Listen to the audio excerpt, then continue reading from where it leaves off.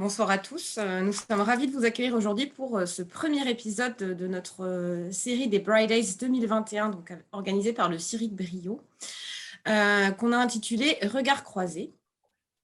Effectivement, donc cette année, de par les conditions sanitaires qui sont les nôtres, qui sont un petit peu complexes, comme vous le savez, on a décidé de changer le format de notre événement scientifique annuel, donc les Bright Days, et de vous proposer une série de séminaires en ligne. Donc, 3 séries de séminaires disponibles que je vais vous présenter ultérieurement. Donc, le CIRIC Brio, comme vous le savez, ou peut-être pas, donc je veux le repréciser. Donc, nous sommes un site labellisé par l'Institut national du cancer et on regroupe en fait donc, sur le site de Bordeaux l'ensemble des acteurs majeurs qui s'intéressent aujourd'hui à la recherche en cancérologie, donc à savoir l'Institut Bergonié, le CHU de Bordeaux, et les instituts de recherche nationaux tels que l'INSERM, le CNRS, le CEA et d'autres. Notre objectif, c'est de mener à bien des programmes de recherche en axe stratégique avec la stratégie définie par l'Institut national du cancer dans différentes thématiques. Pour Brio, aujourd'hui, on a 3 thématiques bien spécifiques. On travaille sur les cancers de la personne âgée, l'oncologie gériatrique, les sarcomes, et notamment aujourd'hui tout ce qui va être médecine personnalisée, et un 3e programme qui s'intéresse au micro-environnement tumoral. Donc, comme je vous le disais aujourd'hui, on a aussi des actions de communication, grand public, mais également auprès des professionnels de santé et des chercheurs en cancérologie. Et aujourd'hui, vous allez assister donc à le premier épisode de la série que nous avons intitulé Regards croisés. Alors, pour vous détailler un petit peu ce qu'on va faire cette année dans le cadre des Bright Days, qu'on a intitulé Bright Series, on a 3 types d'événements. Vous pouvez retrouver toutes ces informations sur le site du CIRIC Brio, donc n'hésitez pas à aller voir, à vous inscrire ou même à revoir les replays de ces 3 séries. Donc, une première série que nous avons intitulée Histoire de passion.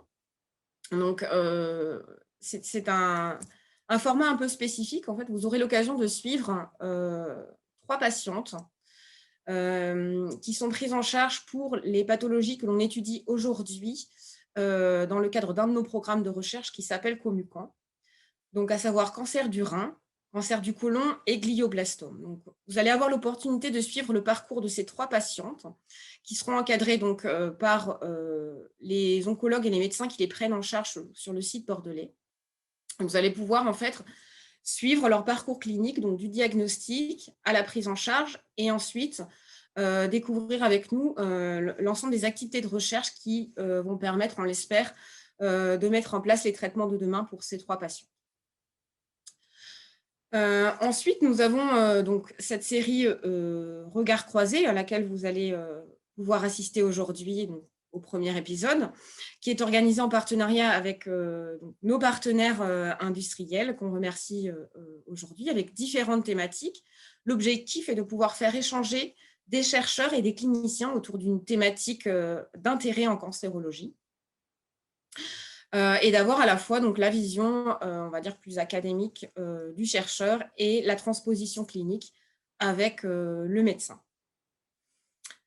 Et également, vous pouvez retrouver l'ensemble des informations sur les différents épisodes sur notre site et vous pourrez avoir accès en replay à l'ensemble des différents épisodes qui seront proposés.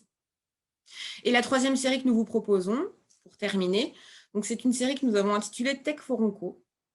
L'objectif, c'est de se dire qu'aujourd'hui, finalement, pour mener à bien une recherche de qualité, il faut avoir accès à des technologies innovantes et ça bouge beaucoup actuellement en cancérologie. Donc, l'objectif est de vous présenter en fait à l'ensemble de nos chercheurs et également donc, à l'ensemble des personnes intéressées des technologies de pointe avec également l'intervention de partenaires industriels. Nous avons choisi 3 thématiques aujourd'hui, donc les technologies single cell, avec donc, les innovations technologiques qui vont avec ces analyses single cell. Toute une série qui sera dédiée donc, à l'étude du métabolisme et aujourd'hui les nouvelles technologies qu'on va utiliser pour aller plus en finesse étudier le métabolisme des tumeurs. Et enfin, une 3e série qu'on a intitulée Organ on Chip avec, vous allez le voir, des nouvelles technologies qui nous permettent aujourd'hui d'avoir des modélisations cellulaires tridimensionnelles pour étudier de manière plus spécifique la mécanistique du cancer et les thérapies éventuelles que l'on va proposer. Donc aujourd'hui, le premier séminaire qu'on vous propose s'articule dans la série que nous avons intitulée « Regard croisé ». Et il va être dédié au traitement adjuvant des cancers du poumon avec mutation au GFR. C'est un séminaire que nous organisons avec le soutien d'AstraZeneca. Donc je tiens particulièrement à remercier Catherine Meyer qui donc a monté ce séminaire avec nous pour son partenariat. Et je vais donc vous laisser regarder un très petit court-métrage d'AstraZeneca qui vous présente la stratégie du groupe dédiée aujourd'hui au traitement des cancers.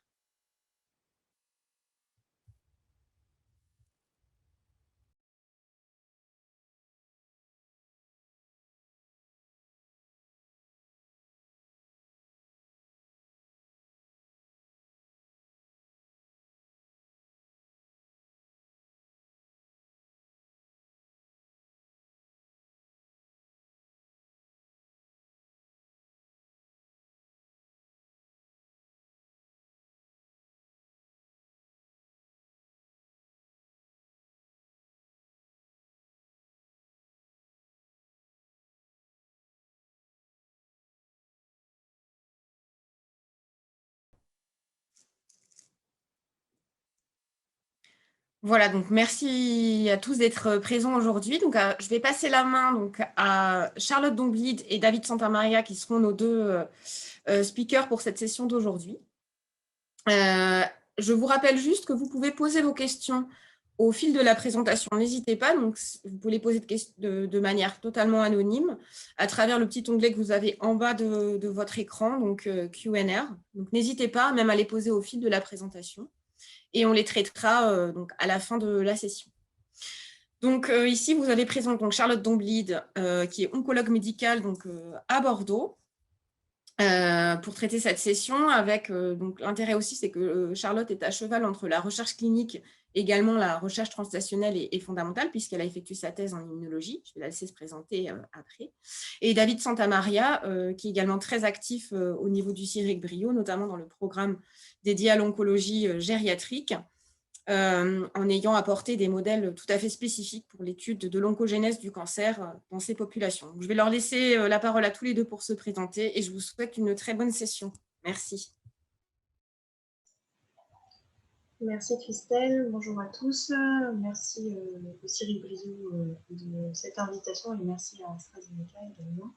Donc, pour me présenter brièvement, donc moi je suis oncologue médical dans le service du professeur Raveau au CHU de Bordeaux, spécialisée en oncologie thoracique, et effectivement je suis impliquée en recherche clinique et en recherche translationnelle, notamment sur l'immunothérapie des cancers.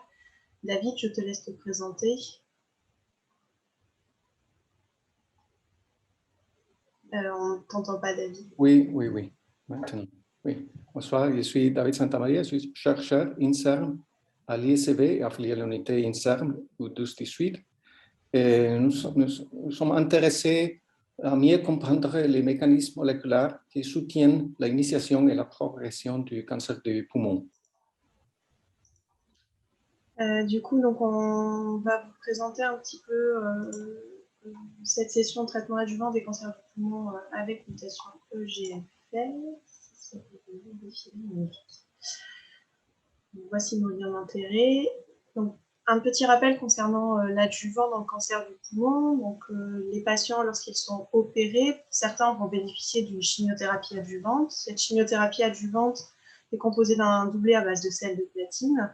Et ici sont présentés les résultats de l'étude LAS, qui est l'étude Princeps de cette chimiothérapie, qui montre en fait un bénéfice à traiter les patients en chimiothérapie adjuvante, avec un gain de survie globale qui est substantiel, de seulement 5% à 5 ans, et une diminution des rechutes à 5 ans de 6%. Il y a eu de nombreuses stratégies pour essayer d'améliorer ces réponses et d'améliorer le pronostic des patients opérés d'un cancer du poumon, et beaucoup n'ont pas trouvé d'issue. Et c'est vraiment l'avènement de la biologie moléculaire qui a permis un nouvel essor de ces stratégies, avec différents éléments. Le premier, c'est dans un autre modèle tumoral que sont les gystes, qui sont des tumeurs stromales avec anomalie de Séquite, pour lesquelles un traitement qui est l'imatinib, qui est un autre inhibiteur de tyrosine kinase, donné en adjuvant, améliore la survie sans rechute.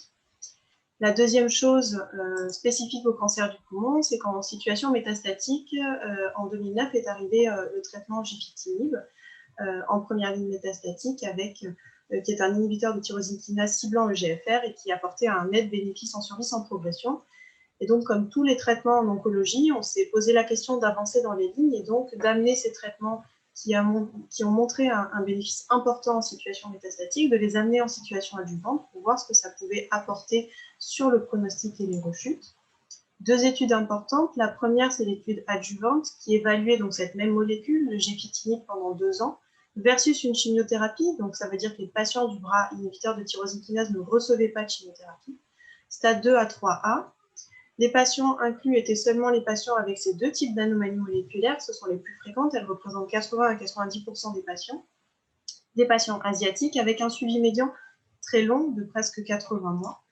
Donc, cette étude a montré un bénéfice en survie sans maladie à traiter les patients avec du gefitinib en adjuvant. Néanmoins, ça ne s'est pas traduit en bénéfice en survie globale pour plusieurs raisons qu'on abordera plus tard. En termes de modalités de rechute, on a obtenu des données puisque le suivi était suffisamment long et on observe que, passé 21 mois, les patients dans le bras gefitinib rechutaient plus au niveau cérébral que les patients dans le bras chimiothérapie, ce qui est lié au design de la molécule elle-même, puisqu'elle ne franchit pas la barrière hémato-méningée, donc le cerveau restait un sanctuaire de la maladie micrométastatique et n'était pas contrôlé par l'administration du gefitinib. C'est tout à fait logique. La deuxième étude, qui est plus récente, c'est l'étude ADORA, qui a vraiment fait parler beaucoup et coller beaucoup d'encre, qui évaluait l'osimertinib, donc une molécule qu'on a en première ligne métastatique, donnée pendant 3 ans versus placebo. Cette fois-ci, les patients pouvaient avoir reçu une chimiothérapie, même dans le bras inhibiteur de tyrosine kinase, et c'était à l'appréciation du clinicien. Les patients étaient inclus du stade 1B au stade 3A. On retrouve toujours les mêmes mutations éligibles, un nombre plus conséquent de patients, mais un suivi qui est pour le moment assez court. Néanmoins, malgré ce suivi assez court, on retrouve un net bénéfice en survie sans maladie à administrer de l'osimertinib pendant 3 ans par rapport au placebo. Du fait du suivi assez court, on n'a pas encore de données matures sur la survie globale. Un petit bénéfice, mais pour le moment, ça reste en attente de données beaucoup plus matures. Cette étude est intéressante puisqu'elle montre vraiment un impact de ces traitements dans cette population de patients sur la maladie micrométastatique, avec un bénéfice qui est d'autant plus important que les patients ont un stade qui est avancé. Et donc, c'est la raison pour laquelle on retrouve maintenant l'osimertinib pendant 3 ans comme une option thérapeutique dans les référentiels et que l'on applique, nous, dans la prise en charge quotidienne chez les patients opérés en plus, donc en complément de la chimiothérapie adjuvante pour les patients qui sont éligibles. Maintenant, cette étude pose beaucoup de questions qui sont à la fois des questions cliniques mais également des questions plus biologiques. La première d'entre elles, on s'est demandé si finalement toutes les mutations EGFR répondaient de la même façon.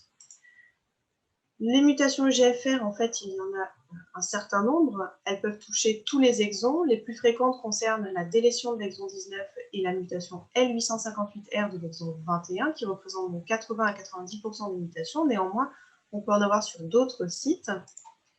Et cette étude ADORA apporte déjà des éléments intéressants.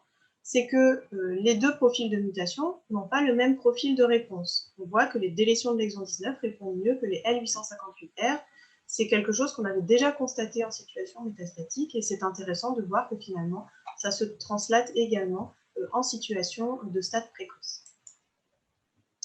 Quand on transpose par rapport à ce qu'on observe en métastatique, puisque pour le moment, on n'a pas encore tout le profilage moléculaire des patients stade précoce, en fait, on peut dénombrer, en dehors des patients, des 80 à 90% de patients qui ont des anomalies communes, eh bien, on a des patients qui vont avoir des anomalies ponctuelles, mais qui sont beaucoup plus rares.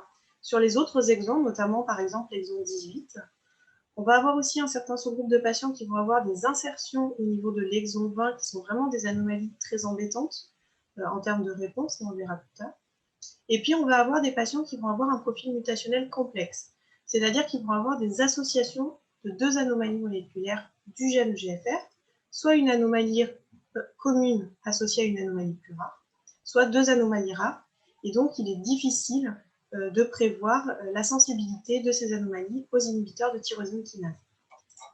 Ce qui est intéressant de noter en stade métastatique, c'est que quand on regarde la réponse aux inhibiteurs de tyrosine kinase, au niveau des exons les plus fréquemment mutés, on voit que lorsqu'on a une délétion de l'exon 19 fréquente, ici en rouge, eh bien, on a une réponse qui est meilleure que lorsqu'on a une délétion dans l'exon 19 qui n'est pas la plus fréquente, ici en gris. Donc déjà, au sein même d'un même exon, on n'a pas forcément la même sensibilité. De même, ici, je vous ai parlé des insertions de l'exon 20. Quand on regarde la sensibilité aux inhibiteurs de tyrosine kinase, ici, c'est la courbe en pointillé. Ce sont des anomalies qui ne sont pas sensibles en fait, à ces inhibiteurs de tyrosine kinase et pour lesquels il y a des nouvelles stratégies qui arrivent avec des combinaisons ou de nouveaux inhibiteurs de tyrosine kinase. Maintenant, la question, c'est est-ce que ça va se voir aussi au stade précoce? Pour le moment, on n'a pas encore les données. Du coup, je te laisse la parole, David. Oui, oui. Je voudrais commencer en disant que la thérapie adjuvante est difficile à reproduire chez la souris, les modèles précliniques, en raison des difficultés évidentes de la chirurgie pour les lésions précoces. Mais comme modèle alternatif, nous pouvons implanter dans les poumons un petit nombre de cellules tumoraux dérivées des patients, ça veut dire des PDX, par différentes méthodes, par exemple par injection dans la veine de la queue. Après, les cellules sont amenées dans les poumons par la circulation. Donc, l'idée est de simuler la persistance d'une maladie résiduelle locale après la chirurgie. Et pour ça, est-ce que tu peux avancer, Charlotte? Oui, comme ça. Et qui puisse pendant le temps. Donc, nous avons des lignes de patients qui portent des différentes mutations initiatrices, comme ce que Charlotte vient de décrire dans l'exon 19-21. On peut les rendre ou les modifier par gene editing CRISPR-Cas9 pour ajouter des mutations coexistantes. Tu peux avancer, Charlotte. Et aussi, on peut les faire luminescents pour les suivre dans l'imagerie, comme on peut voir là. Donc, on peut comparer les différentes mutations initiatrices avec ou sans traitement, comme montré prochainement, ou aussi les études comparer la réponse au traitement de différentes mutations dans une étude de suivi global. C'est l'approche préclinique que nous pourrions faire pour évaluer les questions que Charlotte vient de poser.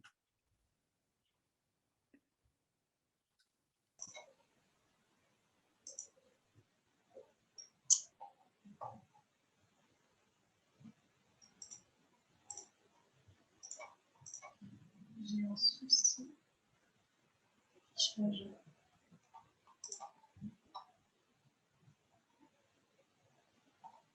C'est bon.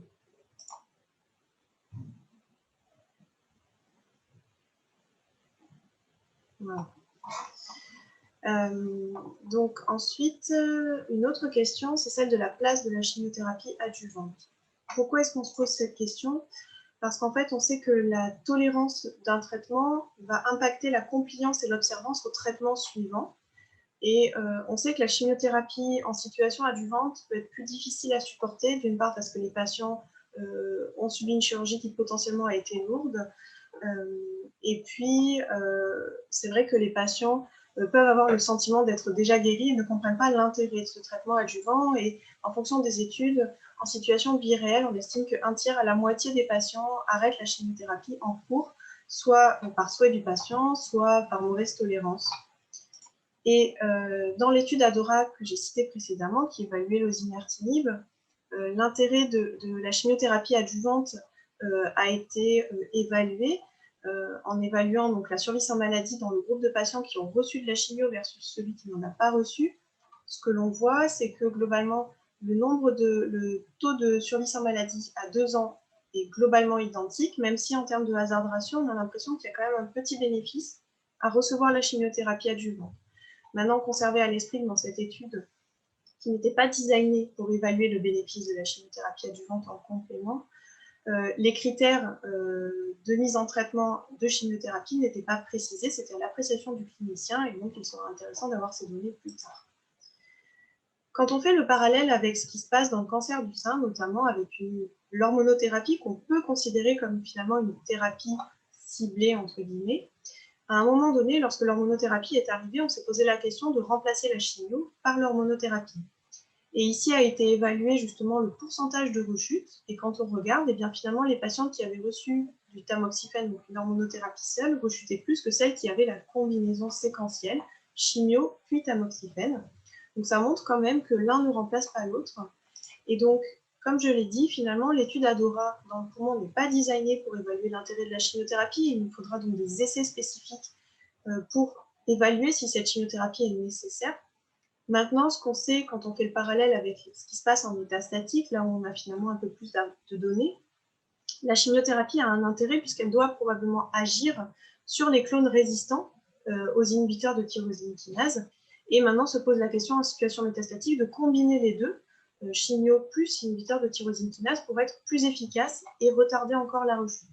Ce qui est sûr, c'est qu'actuellement, la chimiothérapie reste un traitement standard et que les inhibiteurs de tyrosine kinase seuls ne remplacent pas la chimiothérapie, en tout cas pas tant qu'on n'a pas d'essai dédié. Oui, pour évaluer les bénéfices de la chimiothérapie dans nos modèles précliniques, nous pouvons utiliser les modèles décrits précédemment et évaluer les bénéfices dans des études de survie globale. Et nous pouvons aussi créer des lignes isogéniques pour étudier le rôle des mutations qui pourraient affecter la réponse à la chimiothérapie, par exemple d'éliminer des gènes suppresseurs tumoraux ou des gènes qui sont impliqués, par exemple, dans la réparation à l'ADN ou la signalisation liée au dommage à l'ADN, qui sont très souvent aussi trouvés dans les clones chez les patients.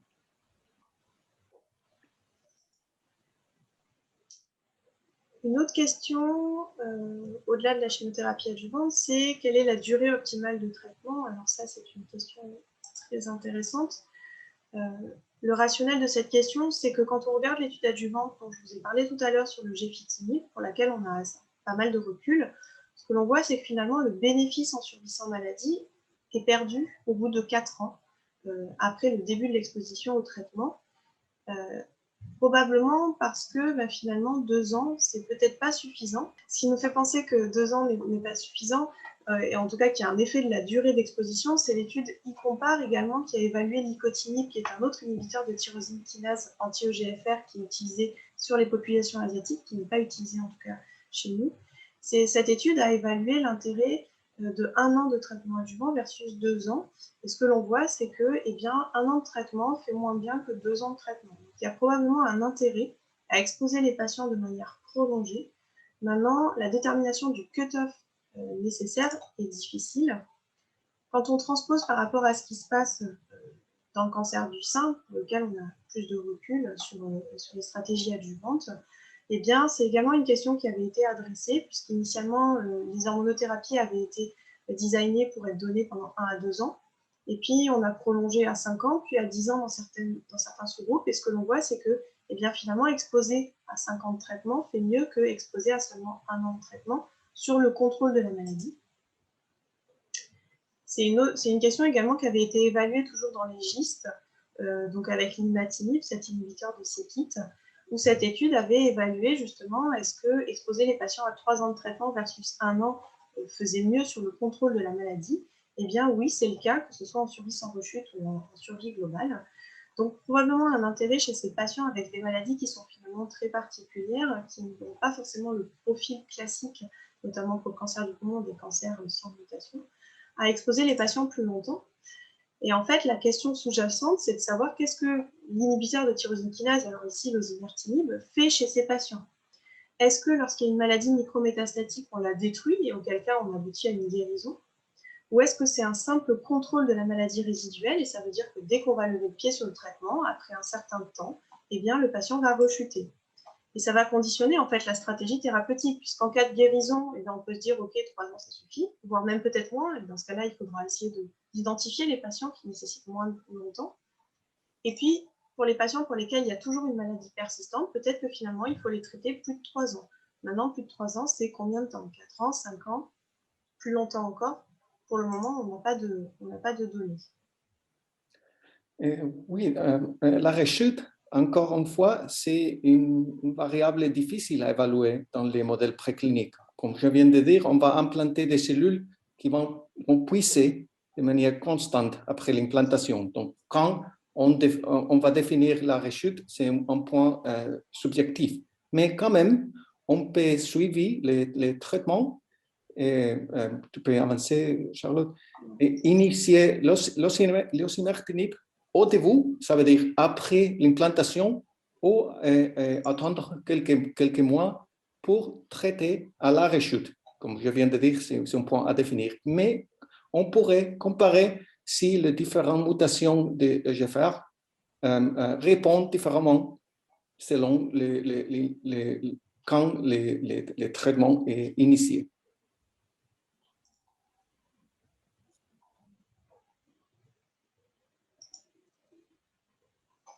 Du coup, donc, concernant ce qu'on a discuté jusque-là, effectivement, le gros problème, c'est de sélectionner les patients, c'est-à-dire quel traitement, quelle durée, pour quel patient, sur quel facteur.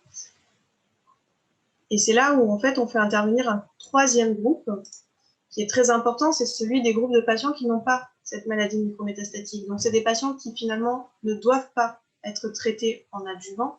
On est dans le cadre du surtraitement pour ces patients-là.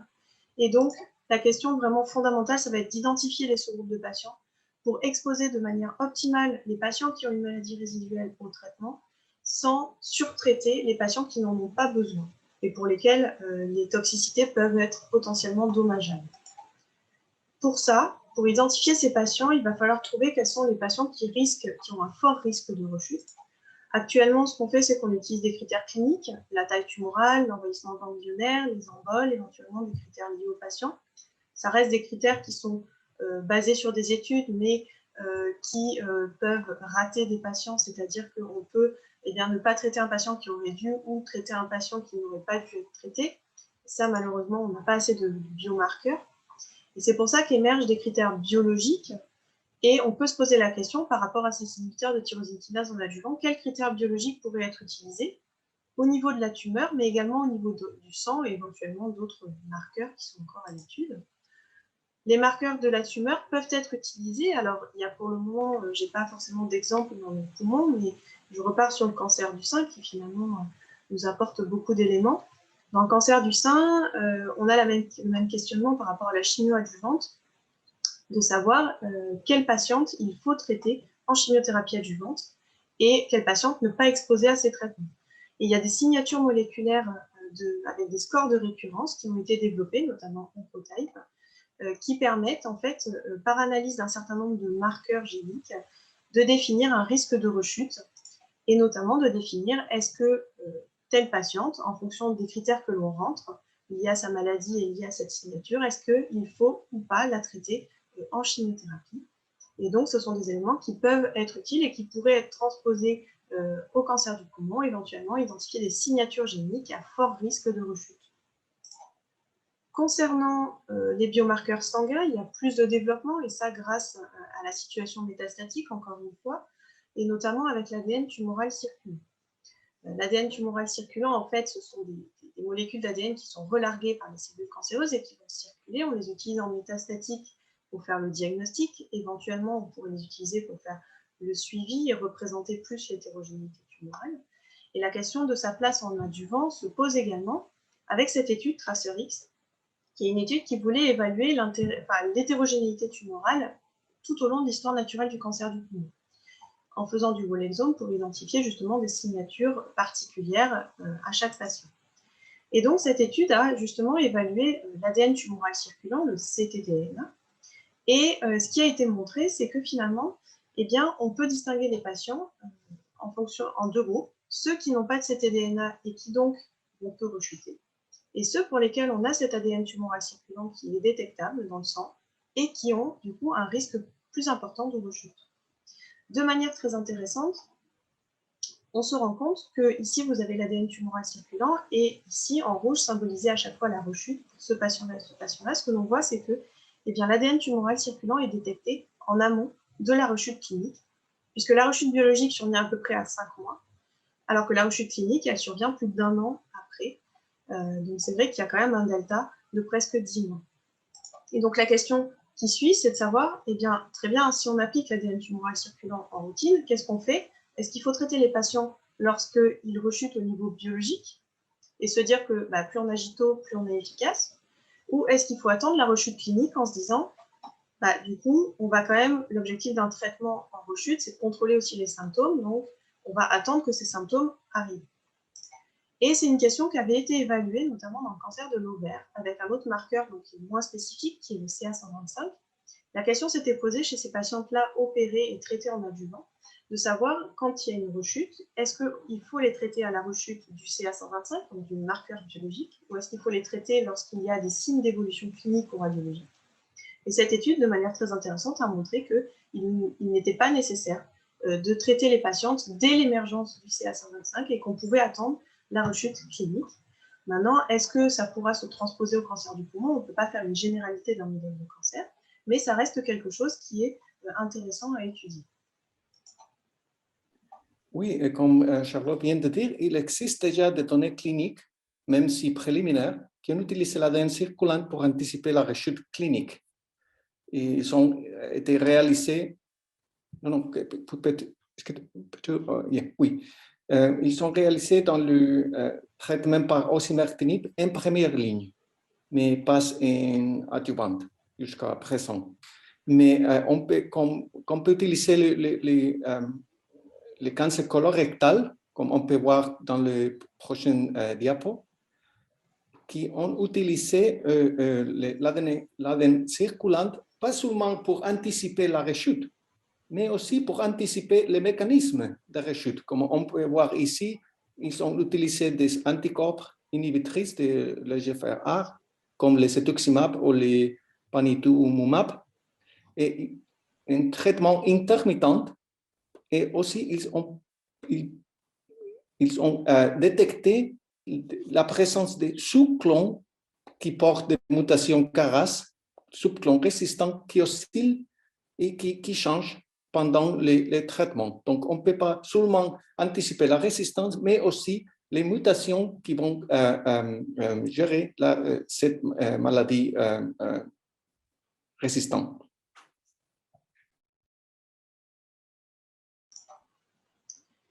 Donc après, si on se projette plus loin dans l'histoire, notre patient a été opéré, il a eu sa chimio, son inhibiteur de tyrosine kinase, et après la question c'est quelles sont les modalités de rechute sous osimertinib et sous inhibiteur de tyrosine kinase en général.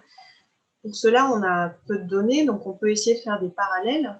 Déjà, la première question, c'est de savoir est-ce que l'hétérogénéité tumorale va être différente en fonction de si le patient est pris en charge au début de sa maladie ou à un moment plus avancé.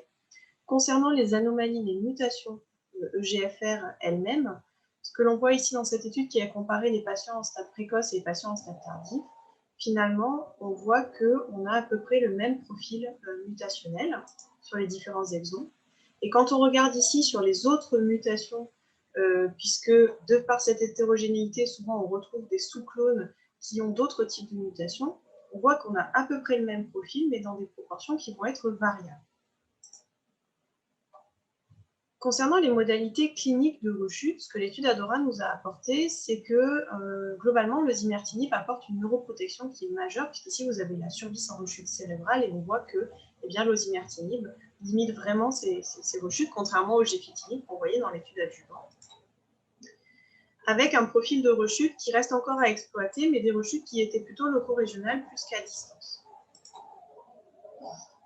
Concernant les modalités biologiques de la rechute, on peut faire un parallèle par rapport à ce qui se passe en métastatique, et notamment avec le traitement de l'osimertinib qu'on avait en deuxième ligne initialement et que l'on a maintenant en première ligne. Quand on regarde le profil moléculaire, on voit que finalement ce profil moléculaire va se modifier. Néanmoins, il faut voir que là-dedans, il va y avoir aussi l'effet de l'exposition au traitement antérieur. Et donc, probablement qu'on ne peut pas transposer ces résultats à l'adjuvant. Et probablement qu'en adjuvant, on va avoir des profils de résistance qui seront différents en fonction de si le patient a ou non reçu de la chimiothérapie préalable. Et ça, c'est quelque chose d'important et qui sera important également à évaluer.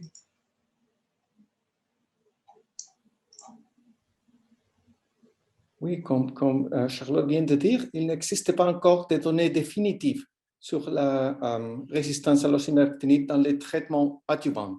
Donc, on ne sait pas qu'est-ce qu'on va trouver. Mais à mon avis, les traitements adjuvants, il s'agit d'une opportunité vraiment intéressante parce qu'après la chirurgie, bien sûr, les tumeurs primaires est disponible. Donc, comme l'étude TracerX financée par le Cancer Research UK a montré, le cancer des poumons est très hétérogène, mais vraiment hétérogène au stade précoce avant la thérapie. Peux-tu avancer? C'est l'étude que je viens de mentionner. Et donc, il sera très instructif de réaliser une étude similaire avant l'osimertinib afin de corréler les mutations présentes avant la chirurgie avec ceux qui seront responsables des rechutes pour anticiper les résistances et les mécanismes moléculaires de résistance d'une manière prospective.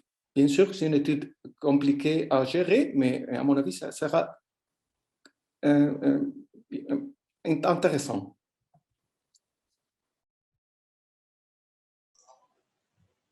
Et du coup, identifier ces modalités de rechute va permettre d'évaluer quelles sont les stratégies thérapeutiques possibles à la rechute, puisque c'est ça qui va conditionner les traitements ultérieurs.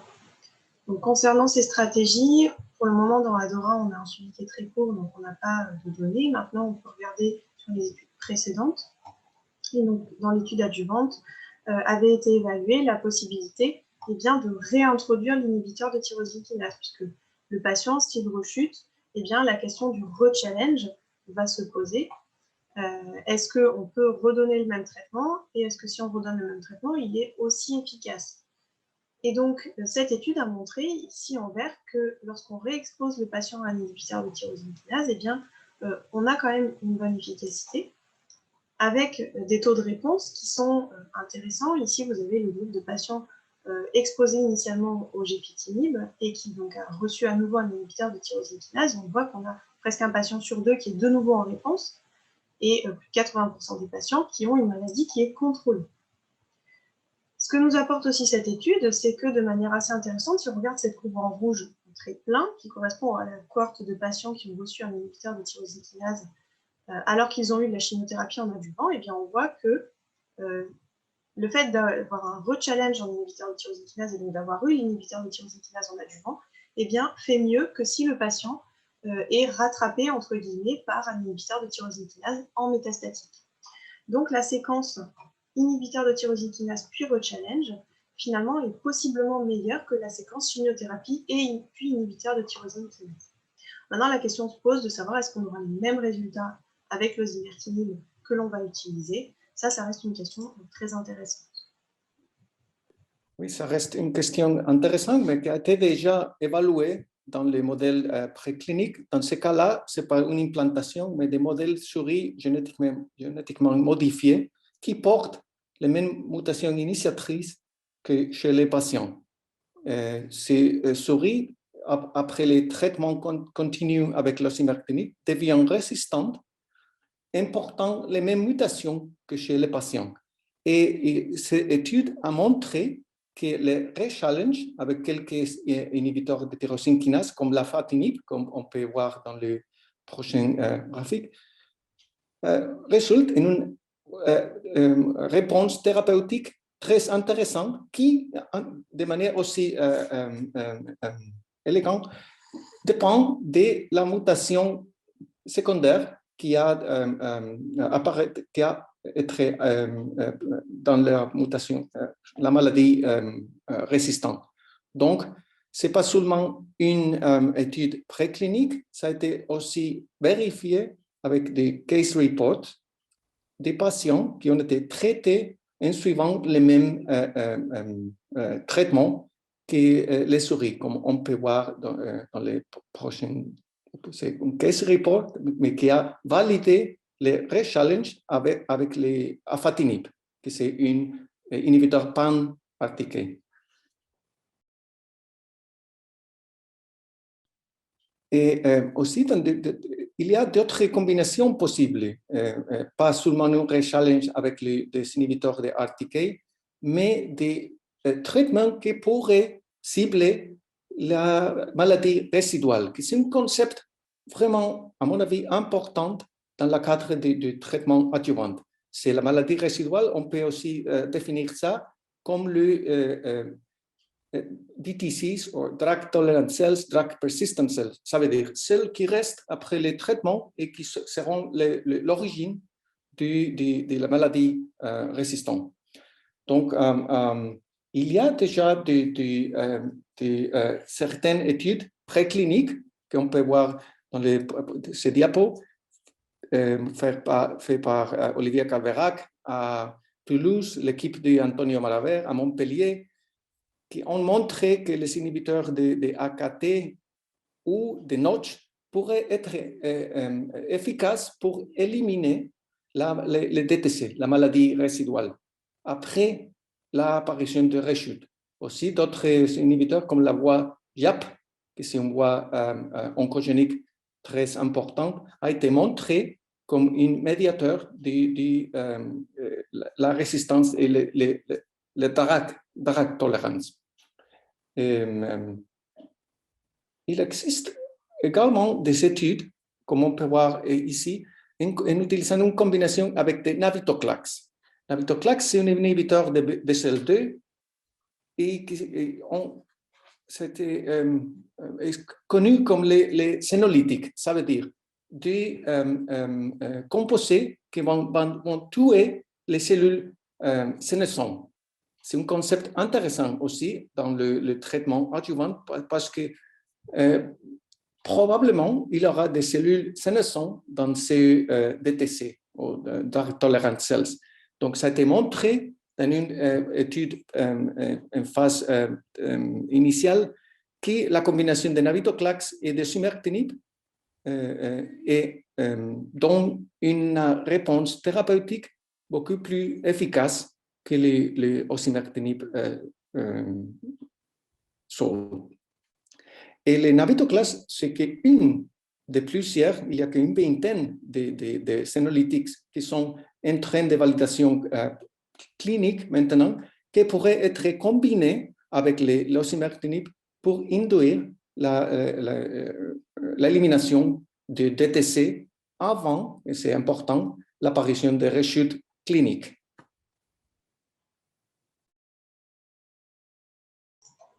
Donc, en conclusion, dans ce sous-groupe de patients, puisque finalement on parle d'un faible pourcentage de patients avec mutation de GFR, l'arrivée de ces molécules représente quand même un nouvel espoir qui permet d'améliorer le pronostic, jusqu'à maintenant substantiellement amélioré par la chimiothérapie adjuvante.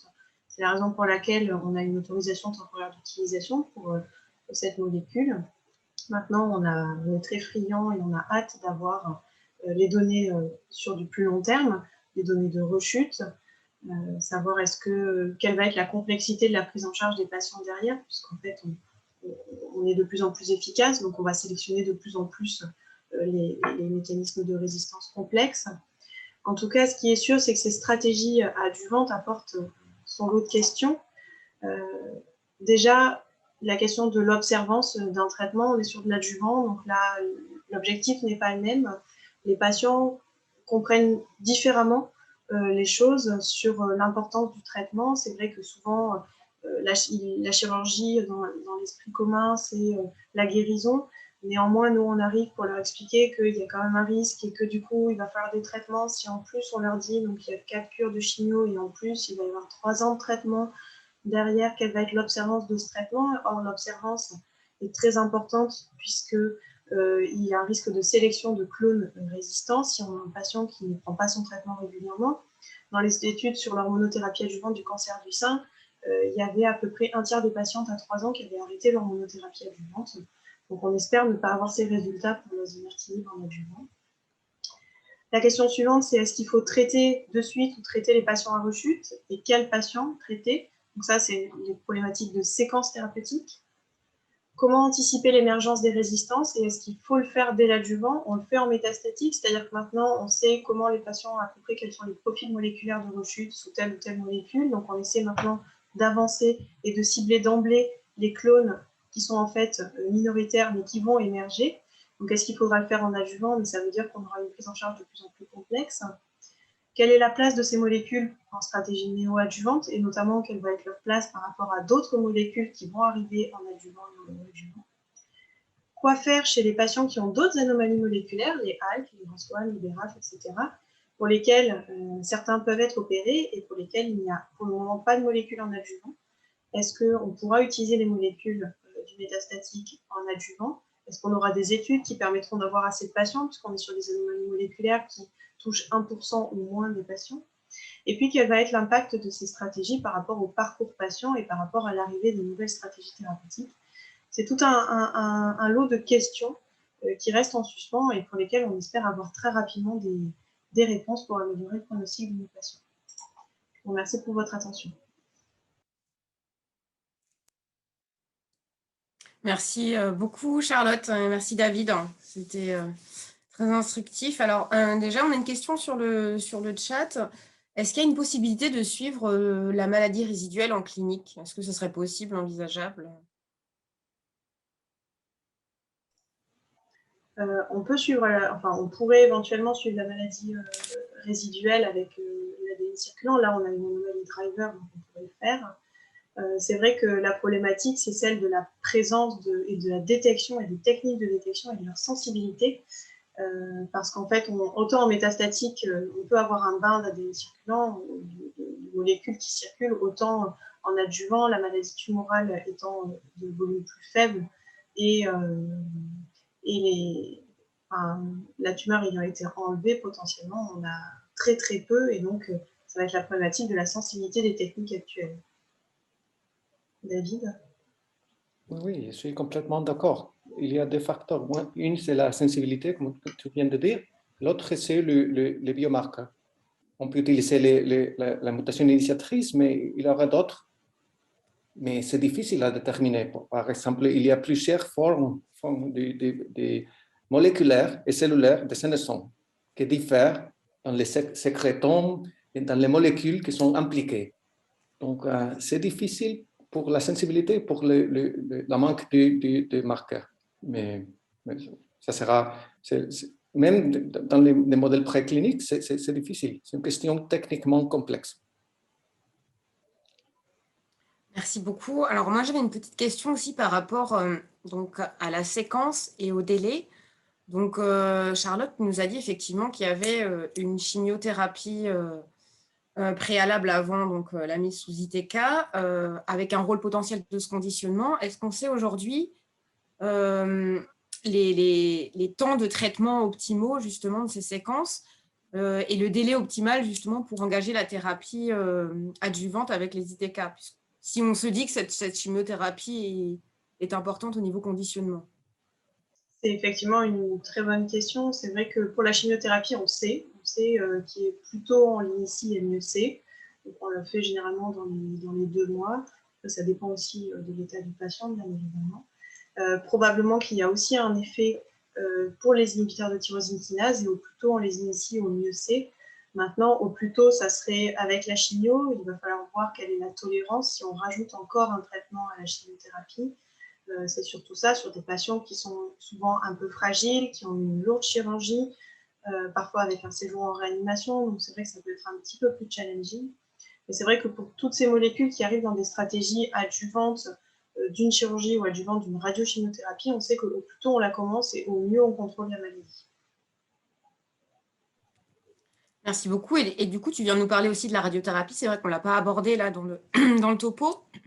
Est-ce qu'il y a un effet, un rôle aussi éventuel de préconditionnement avec la radiothérapie? Donc, si je fais le parallèle, par exemple, avec l'immunothérapie, on a vu, notamment dans l'essai Pacifique, qu'il y avait un délai optimal, en fait, entre la radiothérapie et l'immunothérapie. Est-ce qu'on peut transposer ça aussi avec les ITK? Est-ce qu'il y a un rôle de la radiothérapie, du coup? Ce qui est sûr, c'est que, alors pour la radiothérapie en adjuvant, c'est un peu plus débattu sur ces indications, notamment avec les données de l'essai porte qui viennent d'arriver. Mais en tout cas, ce qui est sûr, c'est qu'associer la radiothérapie à un inhibiteur de tyrosine kinase, ça peut être compliqué. Et du coup, dans le parcours patient, c'est vrai que si on rajoute la chimio plus la radiothérapie, ça veut dire que notre inhibiteur de tyrosine kinase, on va le commencer encore plus tard. Finalement, est-ce qu'on va bénéficier de l'effet par rapport à un patient chez qui on devrait commencer plus tôt? Ça va être une question effectivement à adresser. Super, merci beaucoup. Et après, si on envisage, on parle beaucoup des résistances, notamment au stade métastatique. David en a parlé aussi d'éventuelles résistances qui vont se mettre en place quand on commence les traitements adjuvants. C'est vrai qu'on a ce parallèle où on nous dit qu'il faut traiter, il semblerait qu'il faille traiter plus longuement pour avoir un effet plus important, mais dans ces cas-là, ça peut laisser aussi l'opportunité d'avoir du développement de résistance par commutation notamment. Ça, c'est des choses qu'on a déjà regardées, le lien entre la durée de traitement et l'apparition des mutations ou des commutations éventuelles.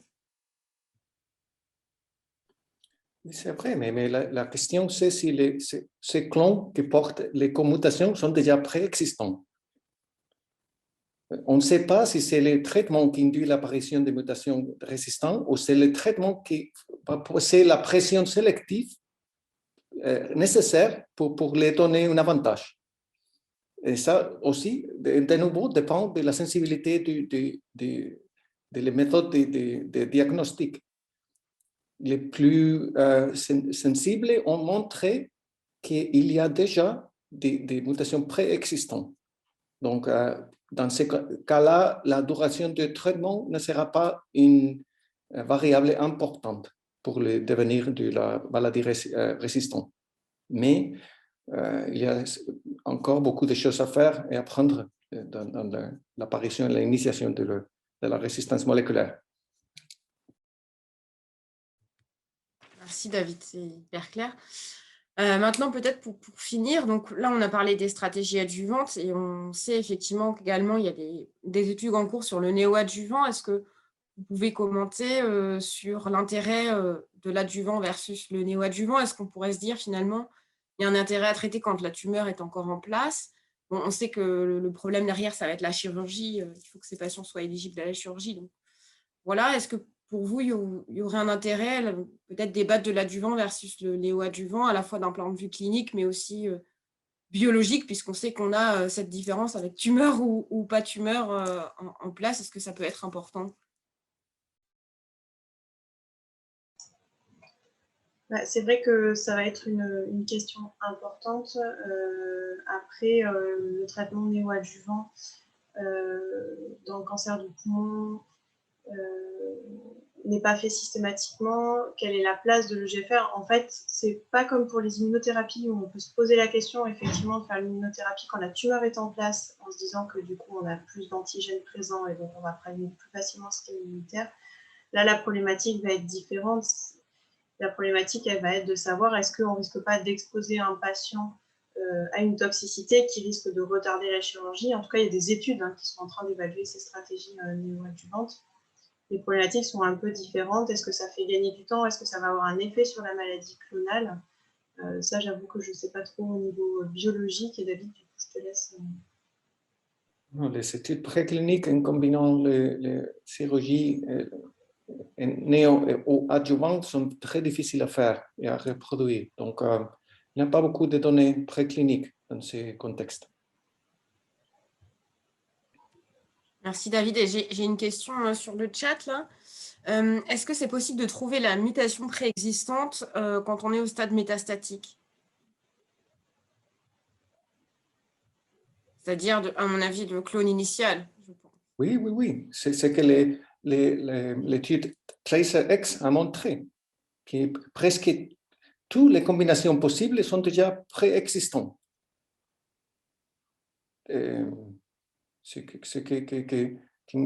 Après, c'est une sélection darwinienne des avantages et des sélections. Mais dans une tumeur métastatique, il y a déjà de plusieurs combinaisons qui sont déjà présentes. Et pour terminer, du coup, donc aujourd'hui, on a de nouvelles thérapies aussi qui arrivent, donc notamment les immunothérapies. Comment on se positionne, du coup, avec ces inhibiteurs de tyrosine kinase versus les immunothérapies? Est-ce qu'éventuellement, il y a des séquences à envisager plus que d'autres sur ces profils de patients ou non? Bah, c'est vrai que l'arrivée de ces molécules, à la fois les inhibiteurs de tyrosine kinase et les immunothérapies, ça va totalement bouleverser notre façon de faire. Et la problématique, c'est qu'on sait qu'en métastatique, et c'est sûrement le cas en adjuvant, hein, c'est la même maladie, les patients qui ont une mutation EGFR sont des patients qui ont des tumeurs froides peu infiltrées et donc qui répondent moins aux immunothérapies. Et c'est des patients qu'on ne va pas forcément exposer d'emblée aux immunothérapies, aux immunothérapies pour éviter de les exposer à un traitement qui manque de puissance. Et c'est vrai que là, actuellement, pour le moment, ils ont tous de la chimie adjuvante. Éventuellement, s'il y a un inhibiteur de tyrosine kinase en adjuvant, eh bien, on peut se dire qu'on a le temps de récupérer la mutation sur la pièce opératoire parce que c'est plus simple. Enfin, voilà. Mais c'est vrai qu'avec notamment les études qui arrivent avec les immunothérapies là, en adjuvant, qui ont été présentées à l'ASCO et voire même en néo-adjuvant, fait de l'immunothérapie et immunochimio, c'est vrai que va se poser la question de la rapidité avec laquelle il va nous falloir tous ces résultats pour ne pas exposer des patients mutés EGFR en stade précoce à une immunothérapie qui pourrait ne pas être efficace et plutôt les exposer à un anti-EGFR. Donc c'est vrai que ça va totalement bouleverser le parcours du patient, mais aussi notre façon de procéder. Et probablement qu'il va falloir qu'on se coordonne au niveau de la structuration de l'hôpital de façon à être optimale dans la prise en charge des patients. Super, bah parfait. J'ai pas d'autres questions ici, donc je voudrais vous remercier tous les deux. C'était vraiment hyper instructif, avec une belle revue de l'ensemble des données. Donc merci beaucoup, une belle complémentarité de vous deux sur ce séminaire. Merci beaucoup. Eh bien, écoutez, bonne soirée à tous. Et puis, n'hésitez pas du coup à revoir ou à diffuser l'information pour revoir le séminaire si vous le souhaitez. Merci beaucoup. Merci. Bonne soirée. Au revoir.